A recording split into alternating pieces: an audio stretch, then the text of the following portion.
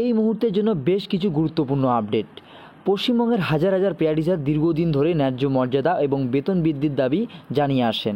এছাড়াও সুপ্রিম কোর্টের রায়ে রাজ্যের প্রায় 26,000 শিক্ষক ও শিক্ষাকর্মীর চাকরি বাতিল হয়েছে। এই পরিস্থিতিতে স্কুলগুলিতে ব্যাপক শিক্ষক সংকট দেখা দিয়েছে এবং অতিরিক্ত কাজের চাপ এসে পড়েছে পেয়া টিচারদের ওপর। তবে এই মুহূর্তে যে খবর রয়েছে, রাজ্য সরকার এবার তাদের জন্য এক নতুন পরিকল্পনা তৈরি করছে। পেয়া টিচারদের পদবি অর্থাৎ ডেজিগনেশন পাল্টে দেওয়া হতে পারে। তাদের বলা হতে পারে অতিরিক্ত সহকারী শিক্ষক অর্থাৎ এডিশনাল অ্যাসিস্ট্যান্ট টিচার। এই পদক্ষেপে আর্থিক ও সামাজিক মর্যাদায় বড়সড় উন্নতি হতে পারে বলে মনে করা হচ্ছে।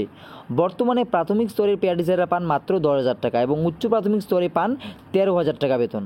2018 সালের পর থেকে বছরে 3% হারে বেতন বৃদ্ধি হলেও বাস্তবে কিন্তু তেমন কোনো পরিবর্তন হয়নি। কিন্তু এবার আলোচনায় উঠে এসেছে প্রায় 3 গুণ বেতন বৃদ্ধির কথা।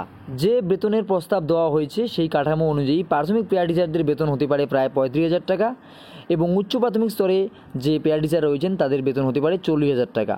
এই প্রস্তাব বাস্তবায়িত হলে পেয়া টিচারদের বেতন সহকারী শিক্ষকদের সমান পর্যায়ে পৌঁছে যাবে, যা তাদের দীর্ঘ আন্দোলনের এক বড় জয় হতে পারে।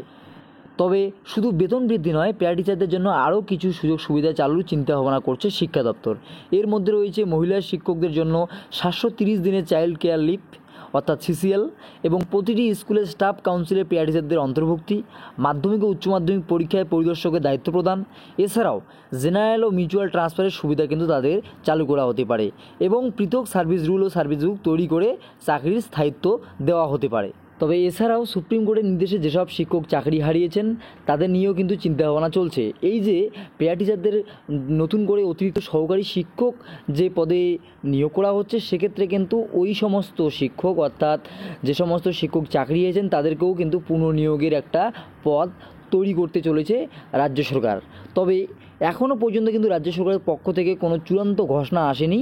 তবে শিক্ষা দপ্তরের একাধিক স্তরে এই প্রস্তাবগুলি নিয়ে বিস্তর আলোচনা চলছে এবং খুব তাড়াতাড়ি মনে করা হচ্ছে যে এই সম্ভাবনা উঠে আসছে, অর্থাৎ এই পেয়া টিচারদের জন্য এবং 26,000 চাকরি বাতিল যে সমস্ত শিক্ষক শিক্ষিকা রয়েছেন তাদের জন্য কিন্তু একটা পথ খুলে যেতে পারে।